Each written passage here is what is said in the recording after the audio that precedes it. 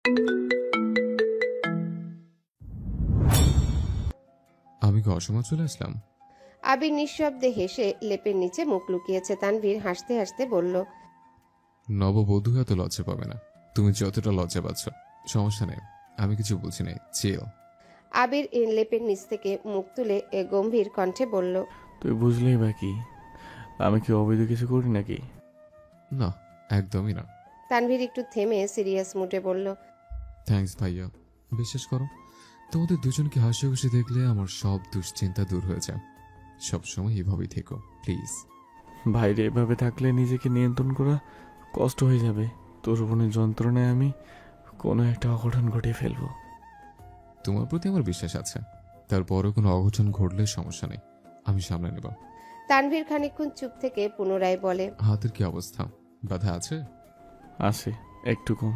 তুমি জানো তোমার নিজের দোষে আজ তোমার এই অবস্থা। আমি আবার কি করলাম?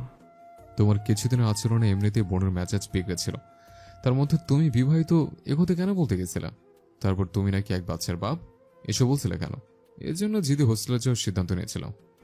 আমি কি করব? ওই দিন ফোনটা রেখে জাস্ট একটু রুমে গেছি আর আসছি। এর মধ্যে তোর বোন আমার ফোন চেক করে ফেলেছে, মালাকে পাঠানো এসএমএস দেখেছে। এতটুকু পড়তে পারছে জানি না। তাছাড়া ওয়ালপেপারে যে তোর বোনের সঙ্গে ছবি দেওয়া, ওই ছবিও নিশ্চিত দেখেছে। কতটুকু কি দেখেছে তা বোঝার জন্যই বউ আর বাচ্চার কথা বলেছি। তোর বোনের রিয়াকশন দেখেই বুঝি ওয়ালপেপারটা সে ভালোভাবে খেয়াল করেনি। কিন্তু পরের দিন তুই আর আমি যখন সোফায় বসেছিলাম, তখন তোর বোন সিঁড়ি থেকে আবার আমার ফোনের ওয়ালপেপারটা দেখেছে। বউ বাচ্চার ব্যাপারটা বিশ্বাস করুক আর না করুক, ওয়ালপেপার দেখেছে মানে ওর আর কোনোভাবে কিছু বিশ্বাস করতে পারবো না। তুই বাধ্য হয়ে আমার ছবি দিয়ে অনেকটা ছবি এডিট করতে হয়েছে। ওই ছবিটা ওয়ালপেপারে দিয়েছি যাতে তোর বোন ভুল বুঝবে। ভাগ্য ভালো, দূর থেকে তোর বোন ওয়ালপেপারটা ঠিকঠাক মতো দেখেনি, না হয় শিওর বুঝে যেত এটা এডিট করা ছবি। তানভীর হাসতে হাসতে আবিরের উপর গড়িয়ে পড়ছে। তানভীরের অট্টহাসি দেখে আবিরের ভ্রু যুগল কুচকে আসে, কণ্ঠ খাদে নামিয়ে হুঙ্কার দেয়। পাগলের মতো হাসছিস কেন? তানভীরের হাসি থামছেই না, হাসতে হাসতে কোনো মতনে বলল, আমার বোনকে এত ভয় পাও? ভয় তো পেতেই হবে, একমাত্র বউ বলে কথা। ও মানে কিনা জানি না, আমি তো ওকে আমার বউ মানি। আমার মতে পৃথিবীর 90% বিবাহিত পুরুষই তাদের বউকে ভয় পায়। পৃথিবীর বুকে রাজ করা পুরুষরাও তার বউয়ের সামনে নাথিং। এর একটাই কারণ, বউয়ের প্রতি প্রবল ভালোবাসা। আর বাকি যে 10% পুরুষ আছে, তারা বউকে ভালোই বাসে না। পছন্দ তো একজনকেই করিস, দেখবি রাজনৈতিক ক্ষমতার দাপট তার সামনে কিছুই না। তানভীরের হাসি থেমে গেছে। সত্যিই তাই। বন্যার প্রতি যবে থেকে ইমোশন কাজ করে তবে থেকে নিজেকে প্রতিনিয়ত পরিবর্তন করার চেষ্টা করছে তানভীর। কেন করছে সে নিজেও জানে না। 2 দিন কেটে গেছে। মেঘ এই 2 দিন ক্লাসে যায়নি, কারোর সাথে যোগাযোগও করেনি। মিনহাজ কম করে হলেও 50 বার কল দিয়েছে। সাদিয়া, মিষ্টি, তামিমও কল করেছে, কিন্তু মেঘ কারো ফোন ধরেনি। রাগ তার নিজের প্রতি। ওদের উস্কানিতে নিজের গলে যাওয়া একদমই উচিত হয়নি। আজ ভার্সিটিতে আসছে, অনেকদিন পর বন্যাও আজ ক্লাসে আসছে। বন্যাকে দেখেই মেঘ জড়িয়ে ধরেছে। ক্লাস শেষ হতেই সকলে এক জায়গায় জড়ো হয়েছে। কিরে, এতগুলো কল দিলাম, ধরিসনি কেন? তোকে কতগুলো কল মেসেজ দিলাম, কোথায় নিখোঁজ হয়ে গেছিলি? কোথাও না। কি রে, কি হয়েছে? কোনো সমস্যা? আমার জীবনটাই সমস্যায় ভরপুর। হয়েছে কি বল তো। আমি ভাবছিলাম হোস্টেলে সিট নিব, ওরা সবাই বলতেছিল হোস্টেলে আসলে ভালো হবে, তাই ফর্ম নিয়ে গিয়েছিলাম। ফর্ম পূরণ করে পরের দিন আব্বু আর বড় আব্বুকে বলেছি। ওনারা কিছু বলার আগেই আবির ভাই ফর্ম ছিঁড়ে চিল্লাচিল্লি শুরু করছেন, এমনকি আমার পা ভাঙার হুমকি পর্যন্ত দিয়েছেন। বড় আব্বু আবির ভাইকে ধমক দিয়েছে। ওই রাগে রুমে গিয়ে ড্রেসিং টেবিল ভেঙে হাত কেটে একাকার অবস্থা করে ফেলছে। 3 দিন ধরে হাত ব্যথা জ্বরে ভুগতেছে, আজ দেখছি এই অবস্থাতেই অফিস যাচ্ছে। মিষ্টি, সাদিয়া, মিনহাজ, তামিম, বন্যা সকলে পূর্ণ মনোযোগ দিয়ে সবটা শুনল। বন্যা আতঙ্কিত কণ্ঠে বলল, তোর বোন বিরাট সাহস হয়েছে। তুই জানিস ছোট থেকে তোকে কিভাবে বড় করা হয়েছে? প্রয়োজন ছাড়া একটা পাও এদিক সেদিক করতে পারিসনি। তুই ভাবলি কিভাবে যে তোকে হোস্টেলে আসার অনুমতি দিবে? আর তুই অনুমতি চাইতে গেলেই কোন সাহসে তোকে যে মেরে ভর্তা করে দেয়নি সেটাই তোর কপাল। তুই আমাকে একবার কল দিতি, আমি ডিরেক্ট তোকে নিষেধ করে দিতাম। আমি কিভাবে জানবো এমন কিছু হবে? আবির ভাইয়ের ওপর রাগ করেই তো চলে আসতে চাইছিলাম। মিষ্টি রাগান্বিত কণ্ঠে বলা শুরু করলো। তুই হোস্টেলে আসলে ওই ব্যাটার কি সমস্যা? হ্যাঁ, ব্যাটা বিয়ে করতে পারে, বাচ্চা থাকতে পারে, আর তুই সামান্য হোস্টেলে আসবি, এতে এত হাঙ্গামা? আসলে পুরুষ জাতটাই খারাপ। আমি তোর জায়গায় থাকলে না বলেই চলে আসতাম। দেখ মিষ্টি, সব ছেলে কিন্তু খারাপ হয় না। দেখিস না আমি কত নিষ্পাপ। আমিও। কি বলছিস তুই এসব? আবির ভাইয়া বিবাহিত, বাচ্চা আছে, এইসব কি শুনছি মেয়ে? উনি সেদিন বলছিলেন উনি বিবাহিত, বাচ্চা আছে, তারপর জানছি আমার সাথে ফাজলাম করছে। আজকে ফাজলামো করে বলতেছে, দুদিন পর দেখবি সত্যি সত্যি বৌনিয়া বাসায় চলে আসছে। পরে চিল্লাবি না, বলে রাখলাম। এই মিষ্টি, চুপ করবি? তোর ব্রেকআপ হয়েছে বলে কি তুই সারা দুনিয়ার মানুষের ব্রেকআপ করে বেড়াবি নাকি? আমি চাই না আমার ফ্রেন্ডরা কেউ ফালতু ছেলের জন্য নিজের জীবন বরবাদ করুক। আবির ভাই মোটেই ফালতু ছেলে না, বাদ দে। আমার আবির ভাইকে নিয়ে তোরা কেউ কিছু বলবি না। আমার আবির ভাই ভালো হলেও আমার, খারাপ হলেও আমার, হইছে? ব্যাটা বিয়ে করে ফেলেছে বলে সেদিন তুই শুনে কি না কান্নাকাটি শুরু করেছিলি, মনে নাই? এখন আমাদের দোষ? ওদিনে 100 বার আবির ভাইয়ের জন্য কান্না করে, 100 বার হাসে, তাই বলে তোরা ওকে আরো উস্কাবি? আমি 2 দিনের জন্য বেড়াতে গিয়েছি কিনা আমার বেবিটার ব্রেন ওয়াশ করা শুরু করে দিয়েছিস? আমরা তো চাই তোর বেবিটা হাসি খুশিতে থাকুক। তোর বেবির খেয়াল রাখার দায়িত্ব তো আমাদেরও। দেখলাম তো কেমন খেয়াল রাখছিস। ফাঁসাইয়া দিয়া নিজেরা তো বিরাট শান্তিতে আছিস। যা ঝড় গেছে তো আমার বেবিটার উপর দিয়ে গেছে। আবির ভাই বলছে যারা আমাকে উস্কাইছে তাদের সবকটাকে আধমরা করে নিজের বাড়ি পাঠাবে। একদম ঠিক আছে, এদের মারাই উচিত। বন্যা, তুই এভাবে বলতে পারলি? তুই আমার সঙ্গে কথা বলিস না, বদমাইশ পোলা। মনে হয় তোর আবির ভাইয়ের থ্রেটে আমরা ভয় পাইছি। বলিস আসতে, দেখবো না তোর ভাইয়ের কত পাওয়ার আর আমার ভাই বিরাদারের কত পাওয়ার। বন্যা হাসতে হাসতে বলল, এই গর্জনটা আবির ভাইয়া বা তানভীর ভাইয়ের মুখোমুখি হওয়ার পর যেন থাকে। চল মেঘ। মেঘকে নিয়ে বন্যা চলে গেছে। মেঘ বন্যাকে সব ঘটনা খুলে বলেছে। বন্যা শুধু একটা কথাই বারবার বলছে, তুই আমাকে একটা বার জানাতে পারতি। তুই জানিস তুই বাড়ির প্রত্যেকটা মানুষের কলিজার টুকরা, তারপরে এমন কাণ্ড ঘটালি। আবির ভাইয়া না চিল্লাইলে তোর ভাই আব্বু বড় ভাই নিশ্চিত রাগ দেখাতো। মেঘ নিজের প্রতি নিজেই বিরক্ত। বন্যাও আর বেশি কিছু বলেনি। মেঘকে বিদায় দিয়ে নিজেও বাসায় চলে গেছে। এদিকে আবির আজ সকাল সকাল অফিসে আসছে। হাত এখনো পুরোপুরি ঠিক হয়নি, কিন্তু একটা বিদেশি কোম্পানির সঙ্গে আজ গুরুত্বপূর্ণ মিটিং। গত 3 বছরের অর্ডারের সমতুল্য এই একটা অর্ডার। সবকিছু ঠিকঠাক থাকলে আবিরদের কোম্পানি দেশের সেরা 5টা কোম্পানির মধ্যে একটা হবে। তাই হাতের দুরবস্থা নিয়েও আবির অফিসে আসছে। টানা 1.5 ঘন্টা মিটিং চলল। আবির নিজের সর্বোচ্চ চেষ্টা করেছে। মিটিং শেষে ওনারা ডিল কনফার্ম না করেই চলে গেছেন, বলেছে পরবর্তীতে কল দিয়ে জানাবে। তাই সকলেই একটু টেনশনে আছে।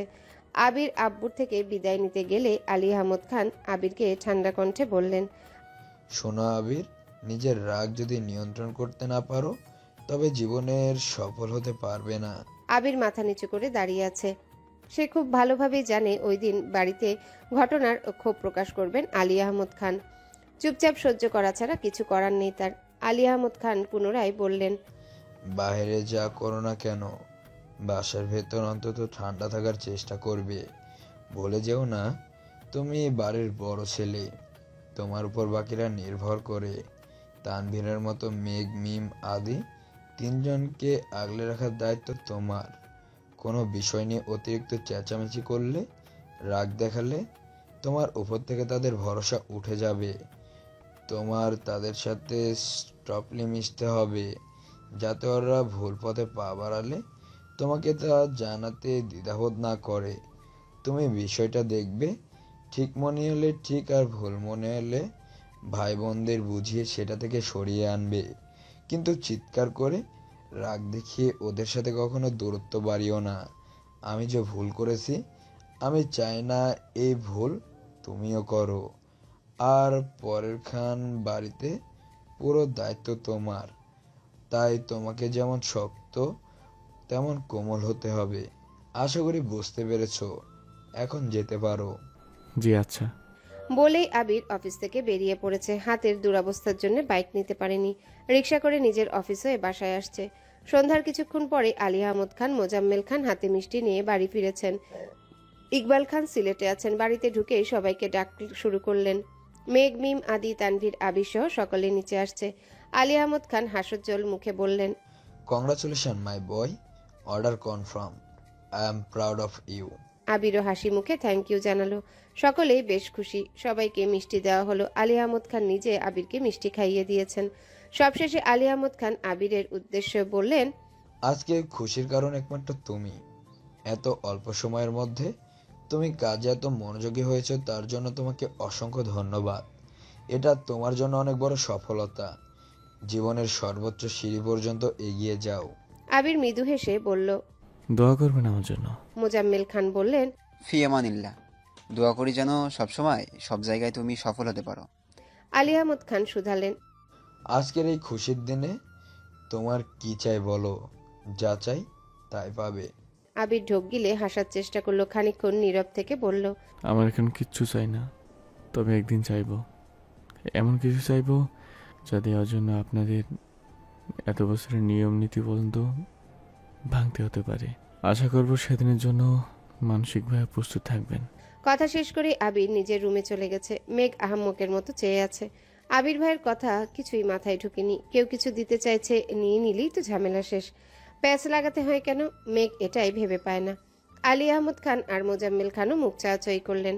আবিরের মা, মেঘের মা আর মিমের মাও নিজেদের মধ্যে কথা বলা বলি করছেন। মিম মেঘকে প্রশ্ন করলো, আপু, তোমায় যদি বলতো যা চাও তাই পাবা, তাহলে তুমি কি চাইতা?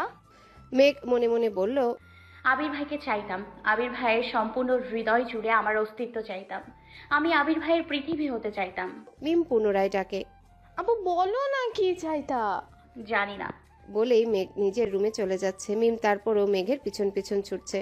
তানভীর এতক্ষণ যাবৎ নীরব ভূমিকা পালন করছিল। চলে যাবে কিনা সেটাও বুঝতে পারছে না। মেঘ মিম চলে যাওয়ায় নজর পড়ে তানভীরের দিকে। মোজাম্মেল খান স্বাভাবিক কণ্ঠে প্রশ্ন করলেন, তোমার ভাইয়ের এখন কিছু লাগবে না বলে গেলে, তোমার কিছু লাগবে? তানভীর এপাশ ওপাশ মাথা নেড়ে না করলো। সিঁড়ি দিয়ে উঠতে উঠতে মনে মনে বিড়বিড় করে বলে, বউ লাগবে, দেবে না নে, ভাইয়েরও বউ লাগবে। 2-3 দিন পর বিকেলে আবির, তানভীর কেউ বাসায় নেই। মেঘ আর মিম টিভি দেখছিল। মালিয়া খান আর আকলিমা খান রান্নাঘরে নাস্তা বানাচ্ছিলেন। তখনই জান্নাত বাসায় আসে। গেট থেকে বলে, ভিতরে আসতে পারি? মেঘ, মিম সহ রান্নাঘরে থাকা 2 কর্ত্রীর নজর পড়ে মেন গেটের দিকে। মেঘ জান্নাত আপুকে দেখে আশ্চর্য নয়নে তাকায়। তৎক্ষণাৎ সোফার উপর দিয়ে লাফিয়ে ছুটে গিয়ে জান্নাতকে জড়িয়ে ধরে। জান্নাত ও মেঘকে জড়িয়ে ধরে জিজ্ঞাসা করে, কেমন আছো? আলহামদুলিল্লাহ, খুব ভালো। তুমি কেমন আছো ভাবি? জান্নাত হাসি মুখে উত্তর দেয়, আলহামদুলিল্লাহ ভালো। এখানে ভাবি বলো না, যে কেউ শুনে ফেলবে। মেঘ আস্তে করে শুধায়, ফুপি কেমন আছে? আলহামদুলিল্লাহ। মালিয়া খান রান্নাঘর থেকে বেরিয়ে এসে বললেন, আরে জান্নাত যে, এতদিন পর আমাদের কথা মনে পড়লো। এদিকে কাজ নেই, তাই তেমন আসা হয় না। আজ একটু কাজ ছিল, এজন্যই ভাবলাম আপনাদের সাথে দেখা করে যাই। খুব ভালো করছো, ভিতরে আসো। এই মেঘ, ভিতরে নিয়ে যা, এখানেই দাঁড় করে রেখেছিস? জান্নাত সোফায় বসলো। জান্নাতকে দেখে মিম টিভি বন্ধ করে রান্নাঘরে চলে গেছে। মেঘ জান্নাতের পাশে বসে ফিসফিস করে সব প্রশ্ন করছে। আসিফ ভাইয়া কবে আসবে, কেমন আছে, বাকিরা কেমন আছে থেকে শুরু করে এটা সেটা জিজ্ঞাসা করেই যাচ্ছে। জান্নাত আস্তে ধীরে সব প্রশ্নের উত্তর দিচ্ছে। মেঘ হঠাৎই প্রশ্ন করলো, আপু তুমি যে বিবাহিত এটা বলবা না? না। কেন? আবির ভাইয়া বারণ করেছেন। আবির ভাই জানে তুমি বাসায় আসবে? আবির ভাইয়াই আমাকে পাঠিয়েছেন। উনি আর তানবীর এখন আমার শ্বশুর বাড়িতে। ওনারা হঠাৎ ফুপির বাসায় কেন? ওনারা প্রতি সপ্তাহে আমার শাশুড়িকে দেখতে যায়। মেঘ উত্তেজিত কণ্ঠে বলে, কি? আমায় একদিনও নিয়ে যায় না কেন?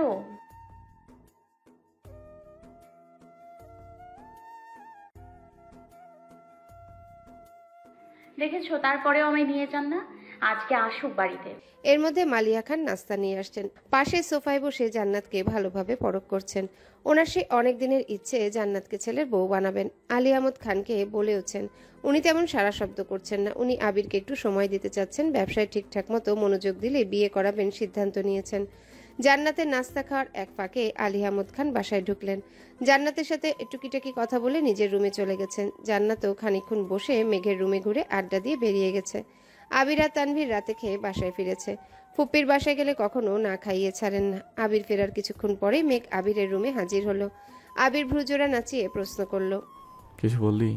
মেঘ কপালে কয়েক স্তর ভাঁজ ফেলে বলল, আমার ভাগ কোথায়? আবির স্বাভাবিক কণ্ঠে জিজ্ঞাসা করলো, কিসের ভাগ? ভালোবাসার। আবির ঢোক গিলে ছোট করে বলল, মানে? ফুপির ভালোবাসার ভাগ দেন। কাছে দিচ্ছি।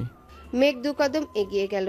আবির হাত বাড়িয়ে মাথায় কাটটা মেরে বলল, ফুপুর হাতে আমি শুধু গাড্ডাই খাই, তার ভাগ দিলাম। আর খাবারের ভাগ চাইলে এরপর থেকে নিয়ে আসবো। হ্যালো বন্ধুরা, পরবর্তী পার্ট খুব তাড়াতাড়ি আসবে, তো সবাই অপেক্ষায় থাকো। আর চ্যানেলটি যারা এখনো সাবস্ক্রাইব করোনি তারা পরবর্তী পার্ট দেখার জন্য চ্যানেলটি সাবস্ক্রাইব করে রেখো। ধন্যবাদ সবাইকে, আমাদের সাথেই থেকো।